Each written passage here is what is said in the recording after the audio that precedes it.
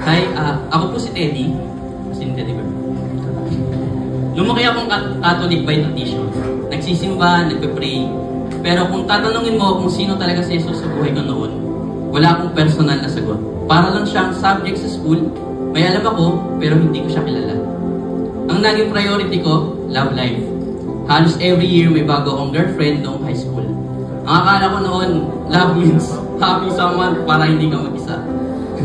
Pero sa totoo lang, nagiging distraction lang sila sa akin. Hanggang sa bumaba performance ko sa school, bumaba ng section ko noong 4th year high school. Sa bagong section ko, may isang classmate na kakaiba. Tahimik pero matalino, mabait pero hindi plastic. At ang pinaka-weird, hindi niya ako pinapansin. Ako lang yata sa buong section namin ang hindi niya kinakausap. Naintriga ako. Kaya tinanong ko ang mga kaklase namin at ang sagot nila, ayaw ka daw niyang kausap kasi mayabang ka. Siyempre, challenge yun para sa akin. Lalo ako naging interesado. Hanggang sa naging attraction.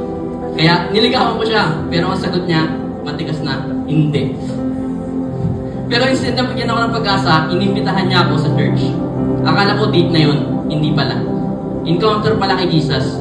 At doon, habang nakikinig ako sa message, napaisip ako. Paano kung mamahalin ng tama ang isang taong mahal si Jesus kung hindi ko siya kilala? That question changed everything. Hindi lang pala love life ang issue. Ang puso ko mismo ang may kulang. Unti-unti akong tinuturuan ni Lord na maging humble. Simula noon, hindi ko na mabilang kung ilang beses akong bumalik sa church. Nagkaroon ako ng uhaw sa Diyos. Kahit nag-work ako sa Cavite, linggo-linggo akong bumibiyahe pabalik ng PUC para lang umattend ng service. At nang dumating ang araw na gusto kong i-declare ang faith ko, walang event, walang special gathering, ako mismo ang nag-message sa pastor, nag-request ng baptism, at sa fish pan nila ako pinautismuan. Onting crowd, walang hype, pero may tunay na desisyon at puno ng pananampalataya. After noon, syempre, hindi naging madali ang journey. May mga pagsubok pa din. Like yung galit ng mama ko sa akin dahil ayaw niya sa desisyon ko. Pero tinulungan ako ng Diyos na mabuhay ayon sa kalooban niya para hindi masira ang relasyon ko sa pamilya ko. And by God's grace, yung mama ko, nasarado ang tolik ko.